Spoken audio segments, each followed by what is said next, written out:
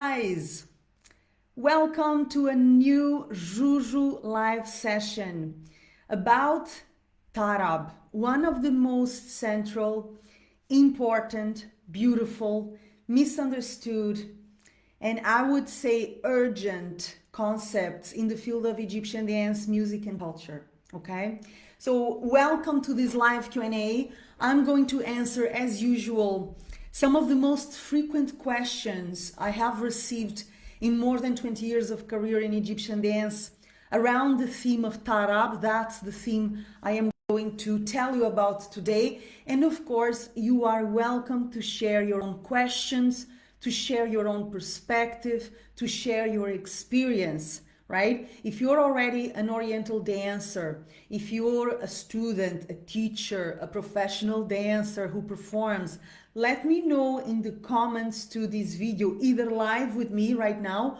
or if you watch this in the replay, in the recorded form.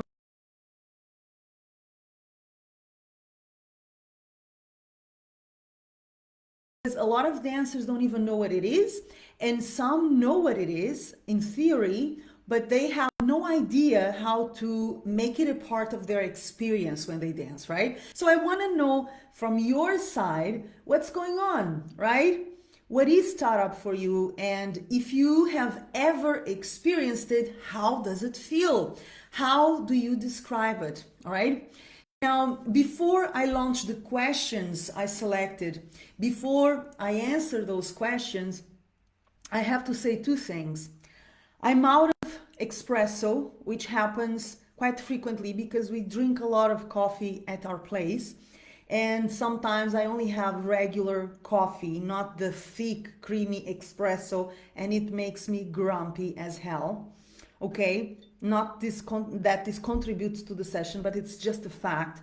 So forgive me if I'm a little bit rispid here and there, okay? I'm not drinking my espresso. Second thing, I have to do the necessary protocol presentations. Who am I? I'm Joana Saahirah, but that you already know. I'm a world-renowned Oriental dancer, teacher, choreographer, and author, and I'm also the creator of the pioneering Joana Saahirah's World and Joana Saahirah's Online Dance School, delivering authentic Egyptian dance, the Egyptian dance that I learned, practiced, and performed in so many years of life in Egypt, personal discovery and empowerment. And if you want to be a part of our global community of women who are here to grow together, not to tear each other apart, women who are in love with Egyptian dance, but most of all, women who are in love with themselves and with life, please feel welcome to join our newsletter. It is free. I'm offering an ebook, free ebook to the ones who join us. And from the moment you do, you get access to our exclusive offers, gifts, and inspirations, and a lot of content and surprises I only share inside my community. You're going to find the link to join our newsletter either in the comments to this session after I wrap it, if you're watching it on Facebook, or in the description box below the video if you're going to watch this replay at my YouTube channel, Joana Saahirah's YouTube channel. And now, without further ado, because time is ticking and time is precious, let's tackle Tarab, right? Now, let's begin with the first question. And I have my notes, all right, with the questions, but I don't need to read my notes for this one. And it is the most basic of all questions. What the hell does Tarab mean? Right? This is the first thing. And in fact, this is a two-sided question. This is how I'm going to put it. Joana, is Tarab a musical style? Is Tarab a dance style? What is Tarab, right? So let's get this clear. Tarab is not a musical style, and Tarab is not a dance style. And this is one of the most common mistakes I see around the concept of Tarab. I hear students telling me, I just did a Tarab music workshop or a Tarab choreography. What the hell is that? I have no idea. I wish someone will show me, because in my ignorance, I have never seen a Tarab dance style or a Tarab choreography. That's bizarre, but maybe it's my ignorance. So please show me if any of you guys has done a Tarab choreography, and many students told me they have. Please show it to me. I'm curious to know what is that, right? As far as I know, Tarab is not a musical style. It is not a dance style, okay? Tarab is an Arabic term that refers to a very hard to explain experience. It's hard to translate into words, right? But the closer we can get to it, it's transcendence or ecstasy or bliss, elevation.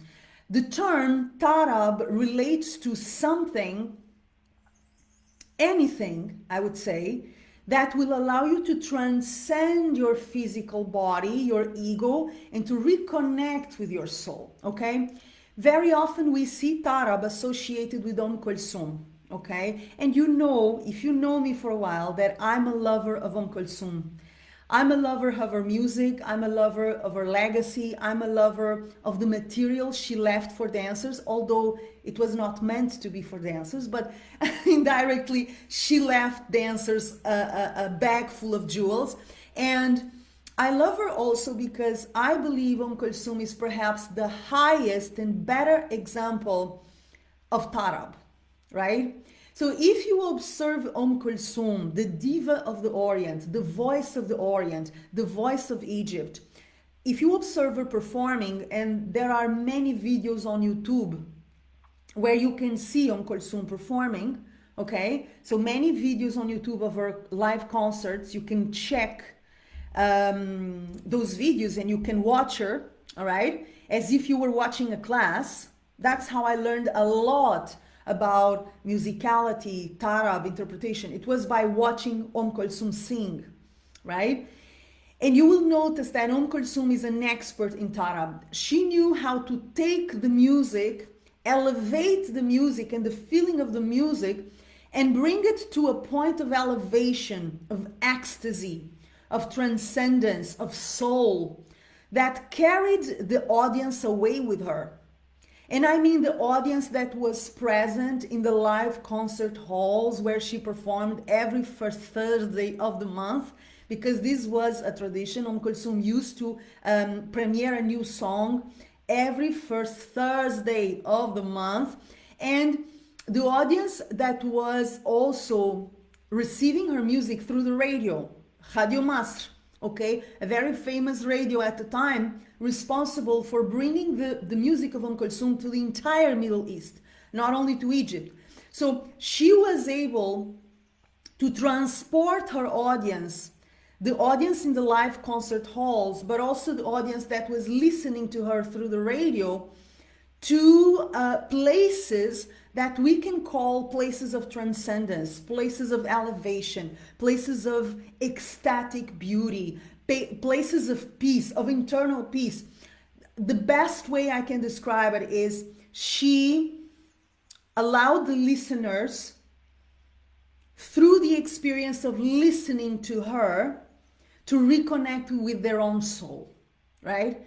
Through her voice, through her music, I could let go of my ego, of my small self, of my inferior self, of my inferior mind, of my physical body and my physical surroundings, and I could go back home, right? I could go back to a place where everything is complete, where nothing is missing, where everything is peace, and that is our soul. Some call it God, some call it the sky, some call it whatever they want to call it. I call it the soul. It's the human soul. It is very present. Just because we don't notice it, it doesn't mean it's not present. So the biggest example I can give you of someone who exemplifies Tarab is Kulsum. I know she's not a dancer. As far as we know, she's not a dancer. She was not a dancer, but dancers can learn a lot from Kulsum. Oriental dancers have a lot to learn from Kulsum, all right? And it's not just about dancing her songs. It's really about watching her, right? How she launches a phrase, how she brings the feeling, the raw, visceral emotion to each word. This is dance. This is what Oriental dance should be like, right? It is not a mechanical, aggressive fireworks made for a circus. It is a soulful journey of self-expression. All right? So look at Kulsum and realize that Tarab is not a musical style. It is not a dance style. It is an experience, right? An experience of transcendence, an experience of reconnection with my internal home, with my soul, with the place that I came from and the place where I'm going to return to. And this is one of the reasons Kulsum is still today one of the biggest balsams of Egypt, not only one of the biggest voices of Egypt and a singer that Egyptians remain very connected with, but she's also a balsam. She's also a healing thing. How many times while I was living and performing in Egypt, I heard people telling me, I need to close myself in a room and listen to the Kulsum. Too much trouble, too much heartache. I need to heal. I need to listen to her. So Kulsum and Tarab are deeply connected for me. This is my personal understanding of the subject, of course. If you disagree, please, guys, let me know. I'm always interested in respectful disagreement, okay? Because we can disagree with each other and learn from each other in that disagreement, all right? It's very different from disrespecting each other. So if you disagree, let me know. And then again, if you have questions about the subject, let me know about them, right? So first question, I believe it is answered. Tarab is not, I'm seeing the comments. Why I'm not seeing the comments normally? This is crazy. Facebook is crazy. Why I'm not seeing the comments in my transmission? I don't know. I don't know. It is crazy. Good morning. Good morning. Good morning, Stilnil. How are you, honey? Okay, guys. So, transcendence, ecstasy, bliss, reconnection to the soul. Now, how can we experience this, right? How can I get to that point of reconnection? In 1 second, I'm going to tell you how, all right? Now, second question, is Tarab a part of Islam? I've been asked this question several times and I always find it interesting. All right, I don't even find it silly. I actually find it interesting because there is a connection between Tarab and Islam, although there is no connection. All right, let me explain. So Tarab is not a part of Islam in the sense that Islam does not mention Tarab, right? And Tarab is actually associated with the arts, which are not very associated with Islam. Quite the contrary, right? So according to Islam, Oriental dance, raqs sharqi, is haram. It's forbidden. It's not approved by God, by Allah. This is one example how the arts are not connected, okay? Singing, if the singer is a woman, it's also haram. It's forbidden. So it's not like Tarab is a part of the nomenclature of the glossary of Islam. It is not. But Tarab is a transcendental experience, remember? And I believe that Islam can be a transcendental experience. I have a lot of friends who are Muslims, and I know they're excellent people. They have good hearts. They have beautiful characters, people that I love and admire and respect. And I can tell you from their own experience, from things they share with me, they have shared with me, that when they go to pray, for instance, right, 5 times a day, when they go to pray, they have experiences of Tarab, of transcendence, of reconnection to their soul. So although they don't use the word Tarab in the context of a prayer, I believe there is an element of Tarab when you are praying. And I'm speaking about Islam because the question is about Islam, but I could say the same thing for Christians who are praying with their hearts open, right? Or from Jews or from Hindus, any other religion, okay? A prayer that is made in presence and with the heart can be an experience of Tarab. Yes, it can be, okay? A call for the prayer, right? If you've been in a Muslim country, you have heard the call for the prayer 5 times a day. You have the muezzin, the person, a man, responsible for calling people for the prayer, right? So traditionally, the muezzin would call people to the prayer from the minaret, that little tower every mosque has, okay? So he would go up to the minaret, there is like a little balcony, a veranda, and he would call people for the prayer. Allahu Akbar. Beautiful. From the minaret, right? But these were the old times. Nowadays you have the muezzin usually inside the mosque, and you have this speaker, this loudspeaker hanging from the minaret to bring the sound of the muezzin's voice to the entire city or village or whatever is the place, okay? So independently of how the call to prayer is done, either directly through the human voice in the minaret, old style, or through the big loudspeaker, there is an element of tarab in the call to prayer, in my experience. I have had many occasions when I just stopped whatever I was doing and I listened to the call to the prayer, to relax, to feel centered, to feel in peace, to go back to my essence. And I'm not a Muslim, okay? So you don't need to be a Muslim in order to respect, appreciate, and even use parts of a religion that make sense to you, that ring true to your heart.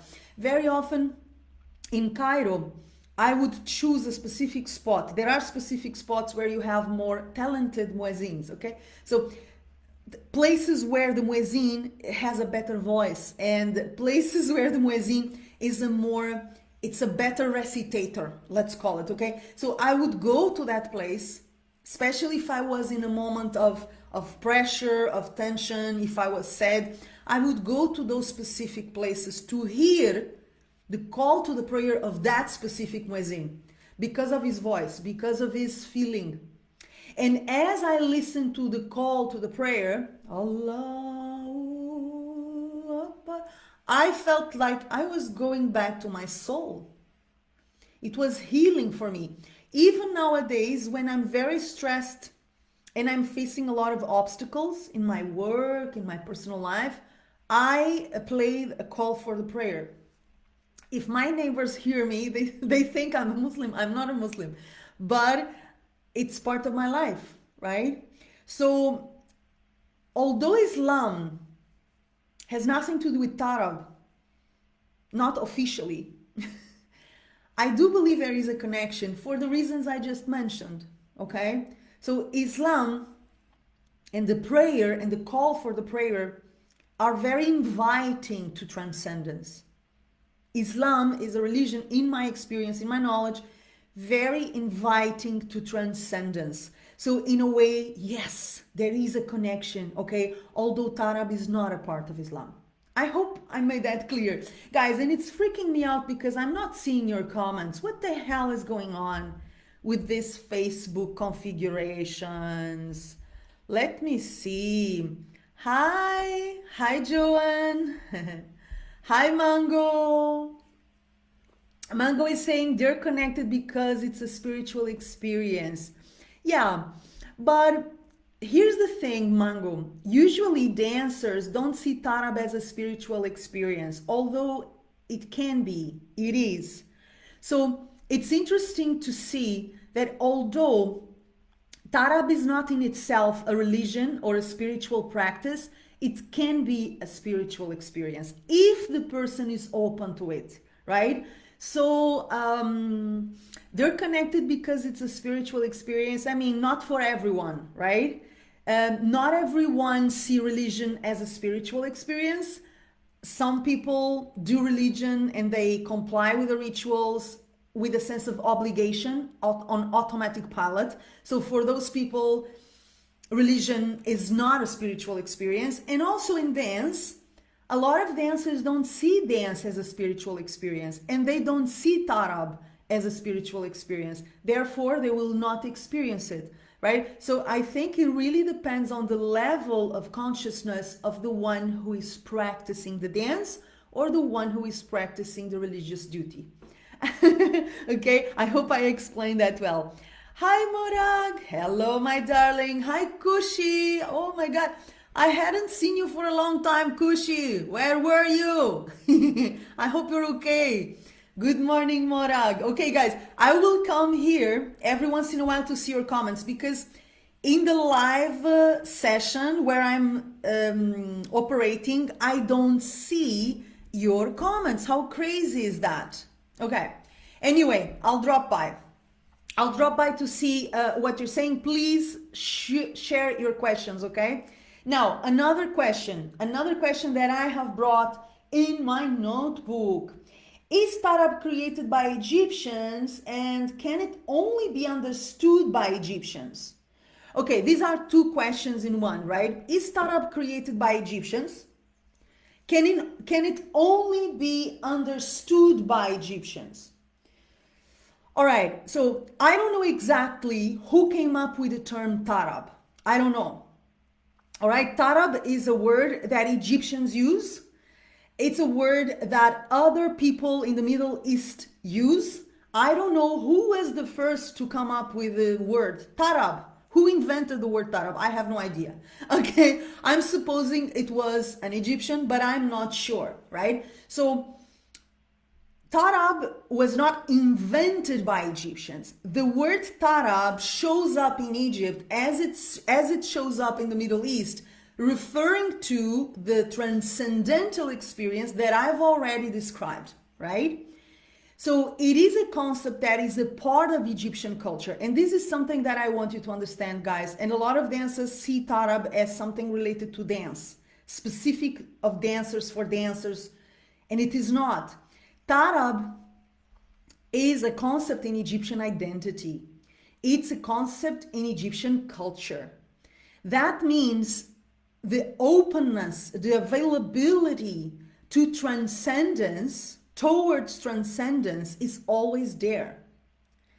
And I don't know how many of you have traveled to Egypt or have lived in Egypt or have studied in Egypt. As you know, I studied in Egypt for many years, and then I lived in Egypt and performed and started to launch my work there for 8 years. So the beginning of my adult life was spent in Egypt, right? And those were formative years. And I can tell you from my own experience as a young woman growing up in Egypt and working in Egypt and working as an Oriental dancer in Egypt with Egyptian musicians for Egyptian audiences, so totally immersed in this context, I can tell you that there are many characteristics that we can identify in different countries and different people. And of course, these are generalizations, guys, okay? So there are exceptions to every rule.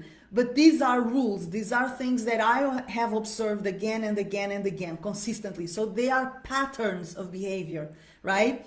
And in the case of Egyptians, I have noticed there are certain characteristics of the people that will transpire to the music and to the dance, right? And one of them is the ability and the availability to have experiences of transcendence on a daily basis, right? Egyptians in general take their time to do whatever they're doing. This is the first step to Tarab, actually. And one of the reasons why so many foreigners cannot grasp the concept and cannot ever experience it, because we're so much in a hurry, right? I mean, the Western culture is a culture of speed. It's a culture of productivity, of efficiency, of getting it done as perfect as possible in the shortest amount of time. You have to understand where we come from to understand where Egyptian mentality and identity will collide with us and will educate us and empower us. And my students know that very often, in order to teach a specific dance style, I have to teach them about Egyptian mentality and Egyptian culture, because we cannot separate both, right? So Egyptians take their time, generally speaking, to enjoy whatever they're doing, right?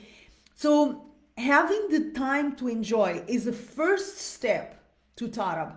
Because if I'm running and if I'm obsessed with efficiency and productivity and delivering perfection in the shortest amount of time, I'm in an ego, ambition, almost aggressive mode. I am not in a state of availability to feel, to listen, to experience this moment. I don't have the time for it, literally and metaphorically. We believe we don't have the time for it. We don't create the time for it. And in Egyptian culture, that time exists because people take that time, all right? Let me remind you that Egypt did not go through the industrial revolution phase that the West went through, right? So in the Industrial Revolution, and if you know a little bit about history of the world, you will understand this reference. What happened was machines started to replace people in the production of goods. That's one of the things that happened in the Western world during the Industrial Revolution era. Suddenly we had factories, we had machines who could produce more, better, and faster than human beings.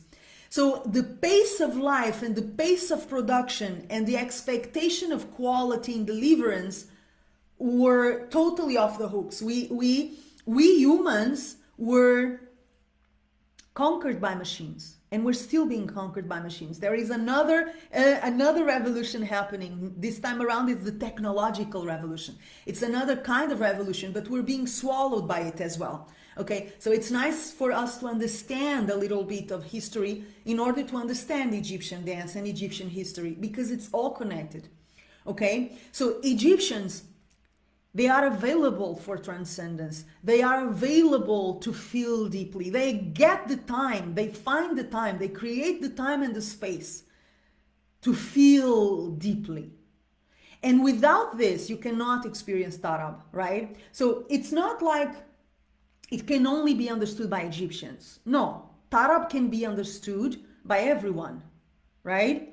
It can be experienced by everyone, but culturally speaking, Egyptians are more prone to experience it. Not only because it's part of their culture, part of their dance and musical realities, but also because their lifestyle, the pace of life, the way they operate on a daily basis are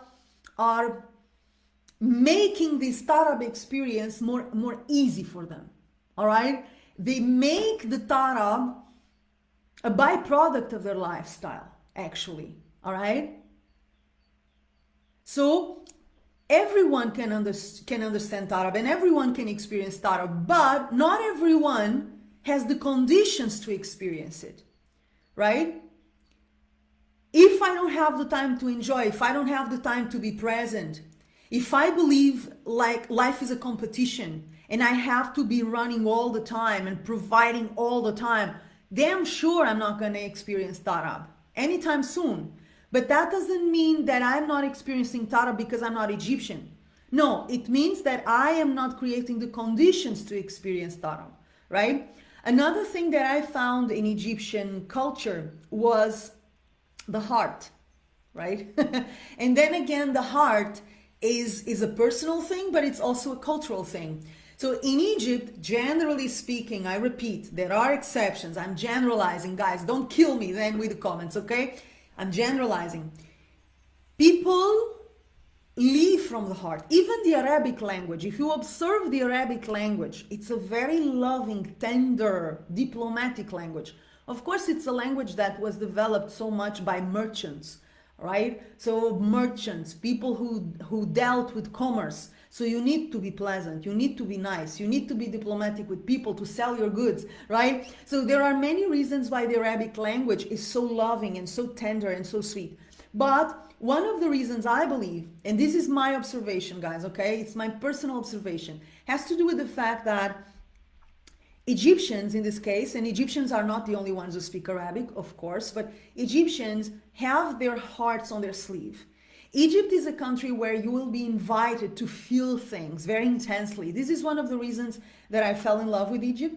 This is one of the reasons, for me, Egypt is still the most interesting country in the world, okay? And I have traveled the entire world, but I've never met a country so intense and contradictory and rich as Egypt.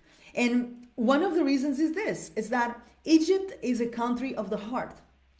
It is not a country of the head.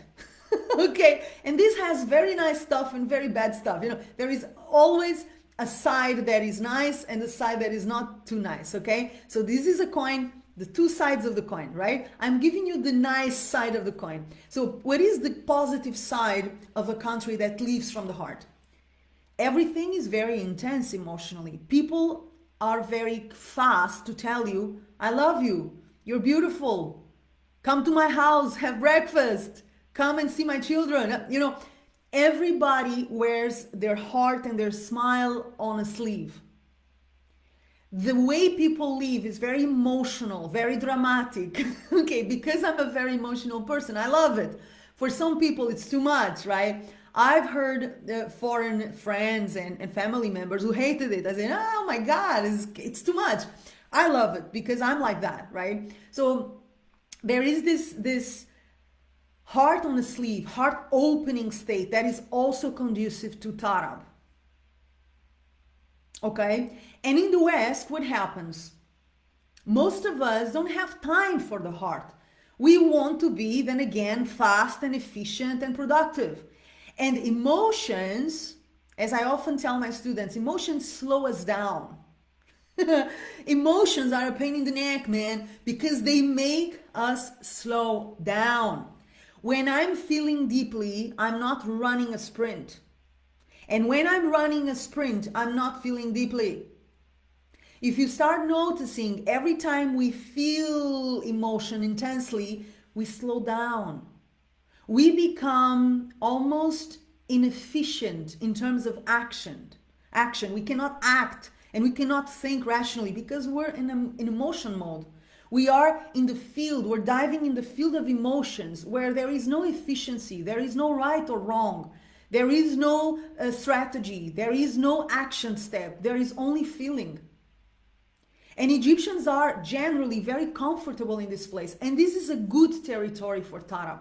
In fact, in order to experience Tarab, you have to open your heart. And you have to get into that space of having space to feel things deeply, to enjoy the experience, but also in a space of reconnecting with your heart and putting your heart out there in absolute vulnerability. Then again, something that we foreigners and also some Egyptians, not all Egyptians are alike, okay? We're not able to do or we struggle with, okay? So I'm just giving you a few examples that will show us that it's not like Tarab is an Egyptian thing or Tarab can only be experienced by Egyptians. No, but Egyptian culture is a good territory. It's a good soil for Tarab. The style of life, the way people generally operate allows them to experience Tarab much more frequently and easily than we foreigners would ever experience, because we have a different culture, different lifestyle, different demands, different obligations, different cost of life, different everything. So when you move yourself from one context to the other, you change yourself. I'm not the same person in Egypt as I am here or in USA or in China. We change according to the context and the demands of the context and the pressures of the context. So if we can let go and get our hair loose, we will. If we can't, we will keep it tight. So Tarab is so much more a question of understanding what it is and then creating the conditions to experience it than it is a question of being Egyptian or being Japanese or being Chinese or being Spanish or whatever, okay? It's not a question of nationality. The term, the concept Tarab may be an Arabic concept, but it is not an Arabic thing. It's a human thing, okay? The same thing, Baladi, is a human thing. Baladi means from my homeland, from my country. Yani balad, country, homeland. Baladi, something or someone from my country. Baladi. You would say, Joana, Baladi is exclusively Egyptian. No, it is not. Baladi dance and Baladi music, yes, they are exclusively Egyptians, but the meaning of Baladi is not exclusively Egyptian. Oh, everybody has a balad. If you were born on planet Earth, you have balad, you have a homeland, right? Unless you're an alien. But even as an alien, you will have come from a certain planet, I guess. So you will have a homeland. Baladik, yani your balad. Baladi, my homeland, Portugal. Of course I have a baladi. So I think you understand where I'm getting to, right? The term may be Arabic. The experience of Tarab may be something much more real and easy to live in a country where the conditions are provided, right? But everyone can understand it and everyone can experience it independently of their nationality, okay? Hi guys, I'm going back to the comments every once in a while. Hi Agnes. Hi Joan. Ah, Joan, you are already here. Emotion slowing us down. Yeah, so true. Yeah, absolutely. Every time you dive deeply into an emotion, you slow down. And this is why so many of us run away from emotions. Okay? We don't want to slow down. We're afraid of slowing down. And we're even more afraid of stopping, of a deep pause. And notice that when we are in a deep emotional state, something that can be referred to as Tarab, actually. Tarab requires that deep emotional state. We're unable to operate in efficient ways. And that is scary as hell. Okay? So you also have to understand all of these things, because when dancers ask me, how can I experience Tarab? And this is one of the questions I'm going to answer. Very often they don't understand why they're not experiencing it, right? Why they're not doing it yet. What is stopping them from understanding the concept, but moreover, what is stopping them from experiencing the concept? And some of these things that we've been talking about right here, emotions, and how we're afraid of not being perfect, how we're afraid of slowing down, how we're afraid of engaging with the moment, and instead of focusing on efficiency and perfection, just enjoy it. All of these things are obstacles on the way to Tarab. Okay? Okay. So, let me see. What else? I'm a foreigner. Can I experience Tarab? I think I've already answered this question. I'm a foreigner. Can I experience Tarab? Yes, you can experience Tarab. I've already said that everyone can experience Tarab. Now, notice something. Then again, there are certain aspects of Egyptian dance that are very Egyptian. This is why we call it Egyptian dance, because it's Egyptian. And if you're not Egyptian, or if you are an Egyptian who is not immersed in the country, in the culture for a long time, chances are certain things that are natural to an Egyptian person will not be natural to you. Okay? So things like working with gravity, using the weight of your body to move, feeling the music from an emotional, visceral point of view, not from an intellectual point of view, slowing down, breathing, and enjoying the way we develop our sensuality in a very organic way, freedom, playfulness, resourcefulness, so many things that come natural inside Egyptian culture may not be natural to foreigner dancers, but that doesn't mean it cannot be developed. That doesn't mean all of those things cannot be brought into our system. They can, right? If you're too fast, you can slow down. You can learn to slow down.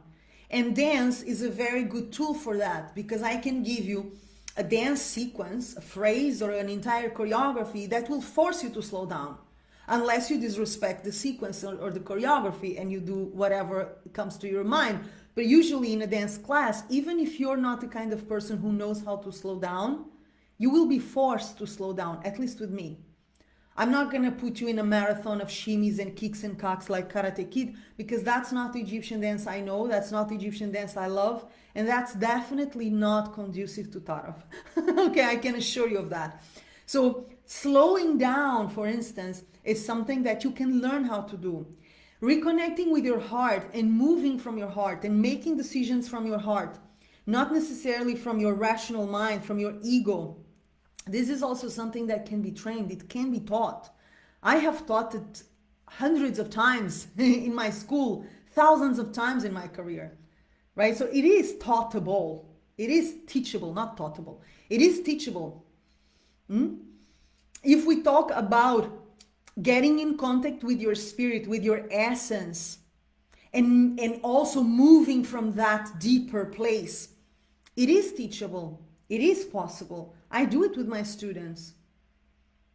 So there are so many things that usually come natural to Egyptians that anyone can learn, right? Because these cultures and these ways of living, they are human ways of living. It's not like Egyptians are from Mars and we're from Venus. You know, everyone is a human being, guys, right? And I just told you that I spent a big part of my adult life in Egypt, for instance, and I know from my own experience that when you're in contact with another culture and you're open to learning, you change. I changed. You know, a huge part of me is Egyptian because I am human and they are human. And if we are surrounded by this context, and if we are invited to live life in a different way, with a different sensibility, with a different approach, chances are we will adopt at least part of it. It's all human. We're all human. We're not so different. Okay? We're not so different.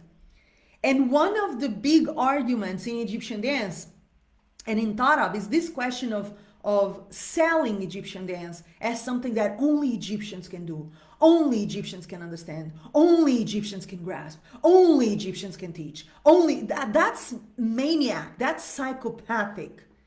That's like saying that if you are not Spanish, if you were not born a gypsy in Spain, you can never do flamenco. You can never understand and feel flamenco. You can never practice flamenco. It's crazy. We are human. So many of us use these arguments to separate people so that they have leverage. I'm an Egyptian. I know better. Why? Because I'm Egyptian. No. You can be Egyptian and be a terrible dancer. You can be Egyptian and be a terrible drummer. It's not just because you're Egyptian you were born great tabal. It's ridiculous.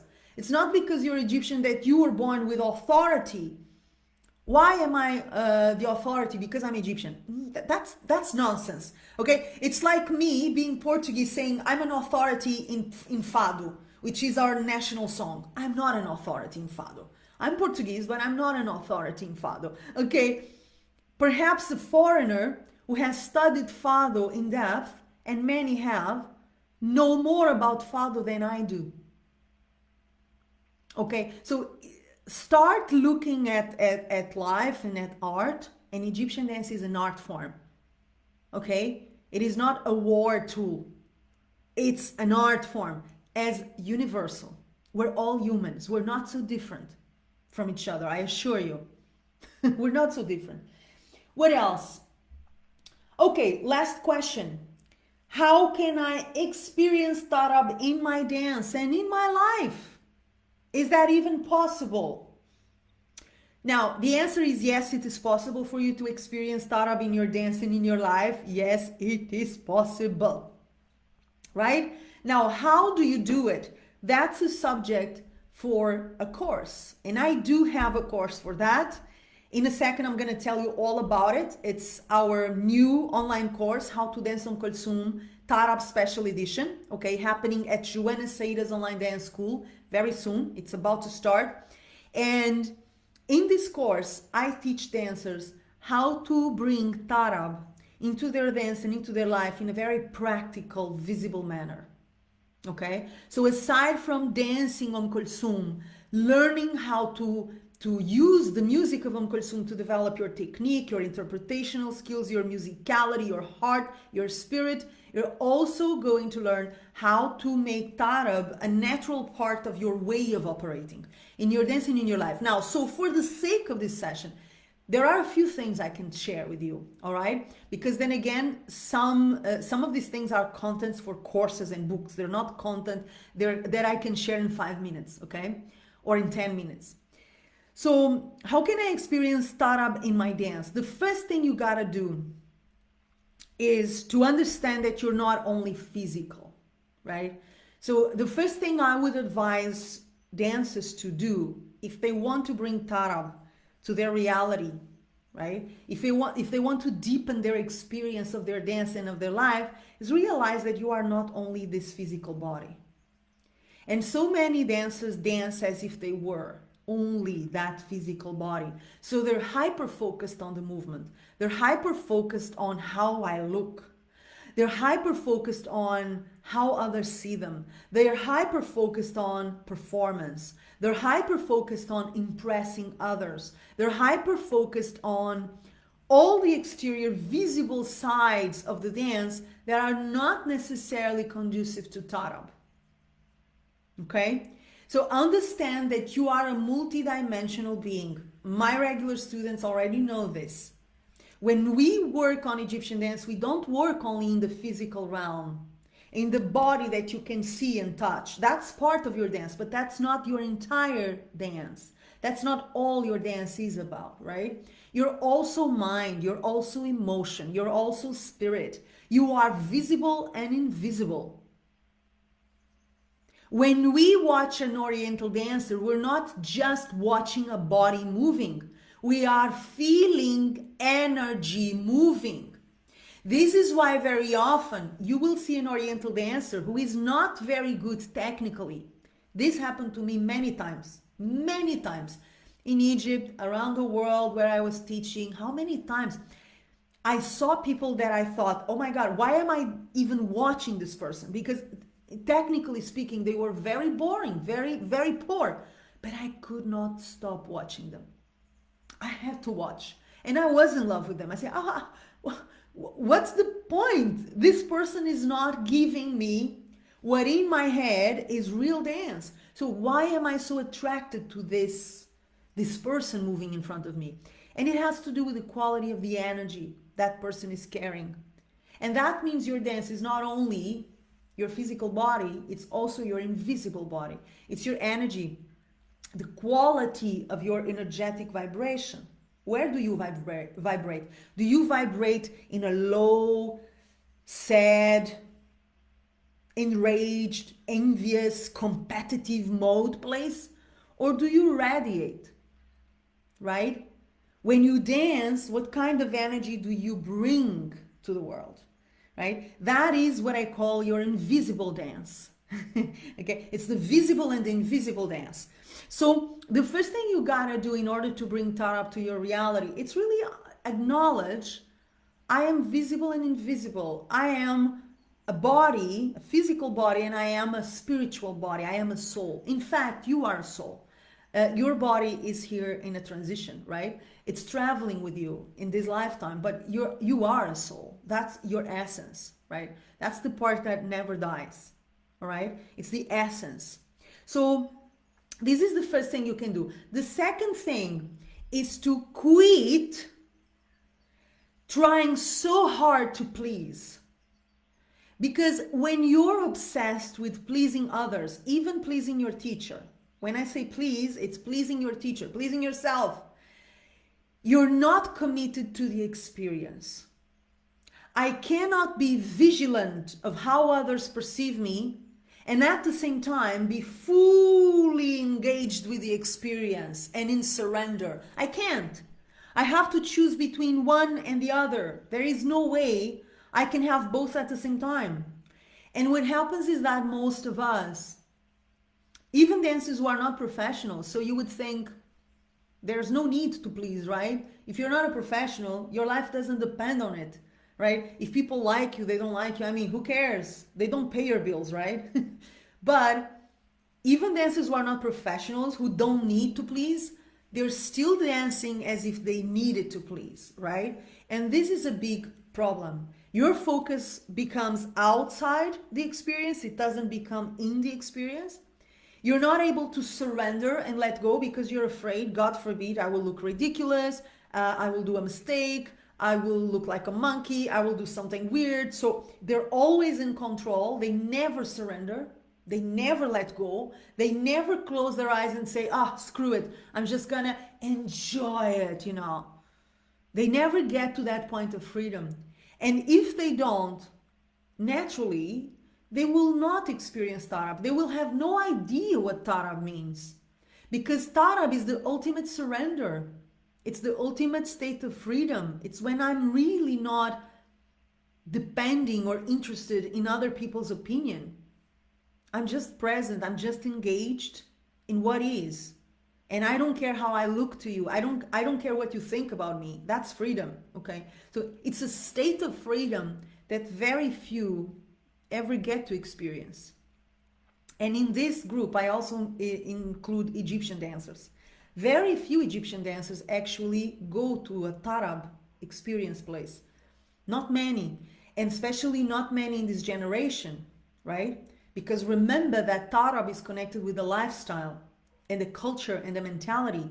So dancers like Soherzeki, Asa Sharif, Mona Said, Nagwa Fouad, Fifi Abdu, this generation of dancers, they had a very different Egypt to live in. They have a very different dance market to live in. They worked in a very different environment and with very different conditions. They were not under the pressure of foreign markets. They were not working in foreign markets usually. Some of them were here and there, but they were mostly working in Egypt and in the Middle East. Okay, so these dancers, this iconic golden generation of dancers, they were the pure illustration of Tarab. And I was privileged to study with them, all of the ones I mentioned, and I witnessed moments of Tarab with those dancers. Watching them having an experience of Tarab, I experienced Tarab. So this is also when the viewer or the listener experiences Tarab through the Tarab experience of the performer. So I'm watching this dancer dive into this Tarab moment, and I dive into it with her, through her. This is what happened with Kulsum and her listeners. And this is what happened in my case when I watched Soherzeki not perform. I never saw her perform. None of the dancers I mentioned, I saw them perform, exception to Fifi Abdu. I saw Fifi Abdu perform one time, and it was the bomb, amazing.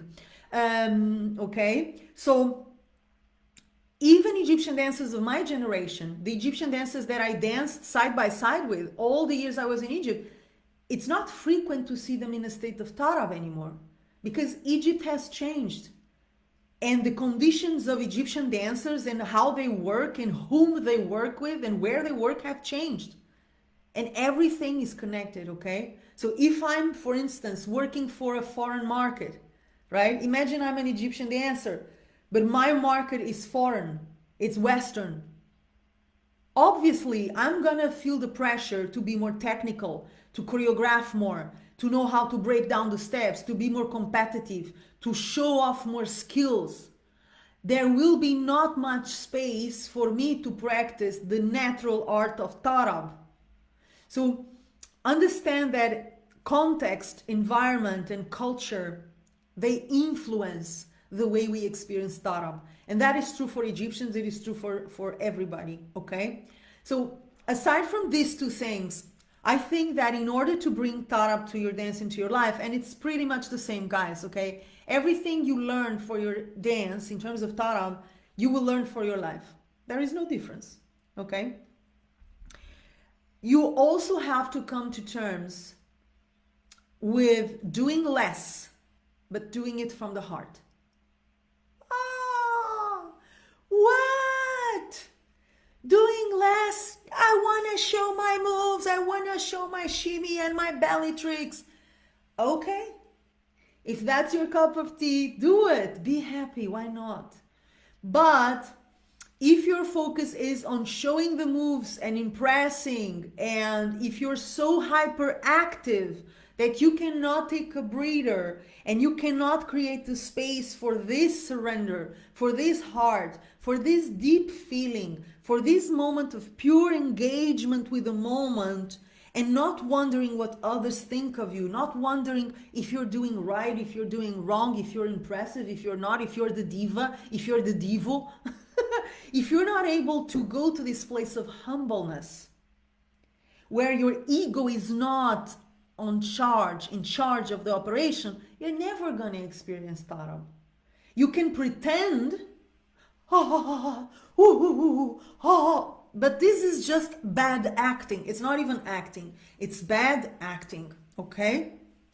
Guys, sometimes, okay, I had a student who showed me supposedly a Tarab choreography in my private coaching. A beautiful student, intelligent, super talented, but she had been taught the wrong way. So she told me, Joana, yeah, I have learned a Tarab choreography. And she showed me the choreography. And I asked her, where is the Tarab? Where do you see the Tarab? In which parts of this choreography do you experience Tarab? And she showed me, she told me, when I go like this, when I go like that, I am experiencing Tarab. I said, what? Who told you that? Right? I mean, I was educated as an actress in the conservatoire, guys. Okay, so I know a good actor from a bad actor when I see one, right? And that is not even good acting. That is just bad acting, and definitely that's not Tarab. So you cannot pretend to feel Tarab. You cannot move like a maniac meaninglessly just to prove that you can, just to impress people and show off your skills, and at the same time getting to this deep experience of transcendence. It's not possible. So you gotta move less, but do what is meaningful. Do what comes from the heart, from the womb, from the core. And then it's like a beautiful poem. Not too many words, but just the necessary words. And then when there is a beautiful poem with the right words, not too many words, just the necessary words, we can feel the message and we can allow ourselves to be taken where we belong. Our soul. Okay? And I know this sounds very woo-woo to a lot of you. I assure you, it is not woo-woo. And it is a very practical, very palpable experience for the ones who are willing to go there. Okay? So I think also we need, as I mentioned, a lot of humbleness, right? You need a certain level of humbleness to say, you know what? I'm nothing and I'm everything, right? So what the hell? I don't want to impress anyone. I don't want to prove anything to anyone, not even to myself. I'm just gonna surrender. I'm gonna see what makes sense. What do I need to do that actually reflects who I am and how I feel and how I want to express myself? And instead of doing meaningless action in our dance and in our life, and running without leaving the same place, which happens to a lot of us. It happens to me many times. Also, I know I'm not exempt from these flaws. I fall in these mistakes as well, you know. Instead of going into this mouse wheel, la la la la la la la la la, ooh, hee, ha, ha, ha, 1,000 movements, 1,000 shimmies, killing everybody. Relax, take a breather and ask, what do I need to do? Where do I want to go? This is true for your dance and for your life. Remember, I'm always referring to these two things, right? In your dance and in your life. What do I want to do? What actions do I need to take? What action steps do I need? Do I want to take? Because sometimes we do, we do too much and we don't do what's necessary. We don't do the meaningful. Quantity is not quality. Quantity is not quality, not in dance and not in life. So it's not about how many movements can I do, how many tricks can I do with my belly, how many shimmies can I shake, how many... No. The same way it's not about how many classes can I take, how many decisions can I make, how many... No, it's cooling down, getting centered and asking, what do I want to do? What does it make sense right now, right? What makes sense to my soul? What makes sense to this specific musical piece? What makes sense to this specific moment in my life? What are the action steps, the movements, the postures that make sense right now? And it's never a question of quantity, it's a question of quality. So doing less, but doing it from the heart, doing it from a meaningful place, this is another key, okay, to experience Tarab. Last one I'm going to share with you guys, and then again, I already told you this is a subject for a course. This is why I created How to Dance on Kulsum Tarab Special Edition. In a second, I'll tell you about that. Is about moving from the heart. Okay, it's about creating a deep connection to the heart and being brave enough to open it. And I know many of us live our lives with shields on our hearts, either because we're afraid of getting hurt, we've already been hurt, we've been betrayed, we've been disappointed, many reasons. But what Egyptian dance and Tarab do is this, they offer you this invitation. It is not an obligation, it is an invitation to reconsider opening the heart and leaving from the heart, which is the hardest thing in the world. Believe it, it's the hardest thing in the world, because the world is not operating from the heart. So you're going to find a lot of contrasts and obstacles in this enterprise. You know, I'm going to tell you a story about this. One day, one of these days, I went for a run, and then I did my yoga practice, and I was meditating, right? I was doing my meditation in our terrace upstairs. Beautiful sun, beautiful day, you know. And during my meditation, a message came to me. And that message told me, emanate peace, emanate love, and see what happens. Emanate peace, emanate love, and see what happens. I was startled because I felt that message was not coming from my head. Emanate peace, emanate love, and see what happens. I wrote it down in a paper because I was afraid I would forget, and it's in our kitchen. It is in the board that we have in our kitchen. Emanate love, emanate peace, and see what happens. And I told my partner, I told my man, I told him, oh, this happened. Now I have a challenge. And you know I love a challenge. I never say no to a challenge. You know, I gotta make sure I can do this 24/7. At least I gotta try. I mean, how hard can it be, right? I'm a good person. Emanate peace, emanate love. How hard can it be, right? Ooh, it was so hard. I started monitoring myself during the upcoming days and seeing how tough, how challenging it is in a world that is not heart-oriented. It is not peace-oriented, to remain peaceful and heart-centered. It's so hard.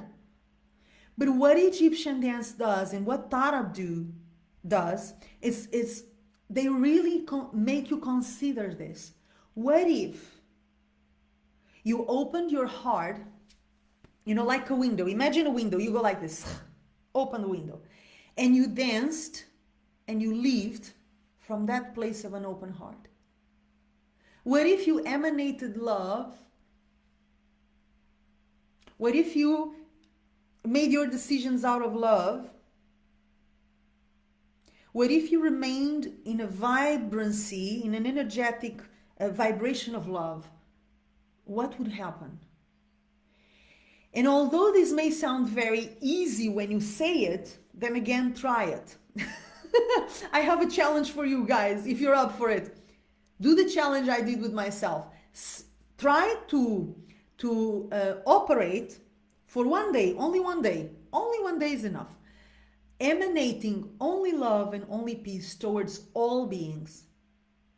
One day only, from morning till night, your challenge, your goal is you will emanate peace and love only towards everybody you meet and everything. So every thought, every feeling, every word, every action during that day must come from a place of peace and love. And see how challenging it is. Okay, this is Tarab. This is the beginning of Tarab. And I know this is probably not what you wanted to hear because we love easy formulas for everything and fast. But this is the truth. At least this is the truth I know so far. All right. So I'm only teaching what I know. I cannot teach you something I have never experienced or have never seen or don't know for sure. So this is what I know for sure. Now, as I mentioned, if you want to go deeper into the concept of Tarab, not in theory, okay? It's not about understanding the concept of Tarab, but experiencing the concept of Tarab. If you want to bring this kind of depth, this kind of soulfulness, this kind of truth and surrender and magnetic power that only Tarab can bring to your dance, we are going to have this very special course, How to Dance on Kulsum Tarab Special Edition, starting right this month in February at Joana Saahirah's Online Dance School. So in this course, I'm going to deliver 5 modules during 5 weeks, okay? And in each module, you're gonna have a part of a choreography of Kulsum, an advanced level choreography. So this is not for beginners, okay? This course is not for beginners. In the program of the course, that I'm about to share with you, either in the comments to the replay or in the description box below the video, you're gonna see that there is a note about what is this for, right? And unless you have at least 3 years of practice of Egyptian dance, you are intermediate or advanced, this course is not for you. I'm very clear about that because I think a beginner will definitely struggle here. The choreography is advanced, okay? It's very challenging. Of course, you're gonna have all my support. You're gonna be able to share your questions with me. So even if dancers of an intermediate level or advanced level feel difficulties, I will be there for them, obviously. But it is not indicated for someone who knows nothing about Egyptian dance. I would highly advise them not to subscribe, okay? Aside from learning a choreography with one of the most iconic songs by Kulsum, and obviously learning all the intricate technicalities that I have included in that choreography, a choreography that will make you a better dancer, make no mistake, okay? It will bring you more vocabulary, it will bring you more musicality, it will bring you more mastery of the craft, it will bring you more knowledge of how to express yourself and how to use movement as speech, a tool of communication that is powerful, sometimes more powerful than words. You're also going to learn how to bring Tarab into your experience. Inside this course, we're going to learn it throughout these 5 modules, okay? So I'm going to give you the exercises and the journey that will take you from not knowing what the hell is this to having Tarab as a part of your reality when you dance and also in your daily life. There is no other way. For me, there is no other way. So this is perhaps the most challenging and the most soulful and the course that I have loved creating the most, I have to admit. And I know I say this about many courses because every time I create a new course for my school, obviously, my wish is to do better than the last one, right? And I always do my best to up-level and to upgrade everything, the content, the delivery, everything. But really, maybe even from a personal point of view, this is the most special course I've ever created. And if Tarab and if depth and soulfulness and the artistry and the mastery of Egyptian Oriental dance is something that interests you, I would highly advise you to join us. I will share the link with the program again in the comments to this video or in the description box below the video, okay? There is an early bird price finishing very fast. I think it finishes tomorrow, if I'm not mistaken. So if you're interested, run and subscribe because the early bird price is gonna be gone soon. And when it's gone, it doesn't go back, okay? Very often I get dancers asking me, can I have the early bird after the early bird is gone? No, this is why it's called early bird, okay? Because it shows appreciation for the students who subscribe early, right? So once the early bird is gone, it's not gonna go back. The course is gonna go back to its rightful price, and it's never gonna go back to a promotional price, all right? So if you're interested, please don't let this one pass, right? Aside from that, then again, I want to invite you to join our newsletter. If you're not there yet, we're giving this free ebook to all the new subscribers, the ones who are already in our platform who have not gotten the free ebook and are interested in it, please let me know and I will send it to you, or I will have someone from my team sending it to you, okay? So you will find the link to join our newsletter also in the comments to this video or in the description box below the video if you're watching this at my YouTube channel. And I want to thank everybody for being here. As I told you, I could not see the comments, which is strange. I used to be able to see the comments during the live session, but now I don't unless I open a new window. So this is very unappetizing. Hi Belinda. Hi guys. Yeah, I have to go to another window to see what you wrote. Oh my God. Facebook, why you do this to me? Let me see what you're saying here. Good point. Try to emanate love. Yes, not easy. No, no, no, no. It is not easy, Joan. And I challenge you to try it. It's hell, actually. Once you realize how hard it is to only emanate love and peace, have all your thoughts, all your feelings, all your words, and all your actions come from a place of peace and love, you realize how much personal work you still have to do. See, we're just children, really. I mean,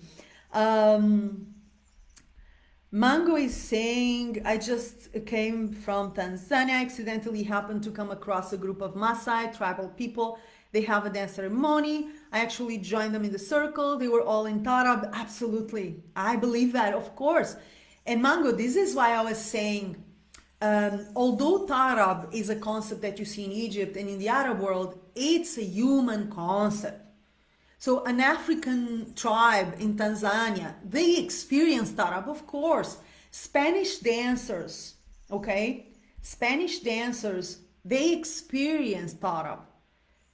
I mean, I grew up half in Portugal and half in Spain. I do remember as a little girl seeing flamenco in a state of Tarab. Flamenco dancers get in a state of Tarab all the time, So instead of separating ourselves from other people and using nationalities as weapons of marketing and conflict, let's take the high road, right?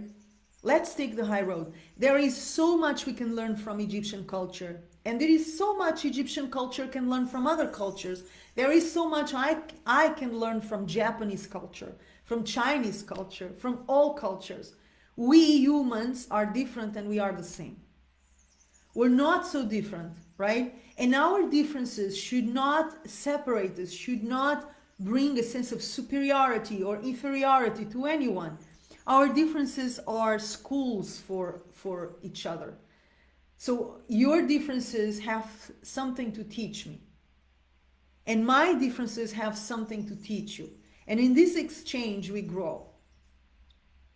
In this exchange, we become more intelligent, more educated, more civilized, more interesting, more resourceful. Okay?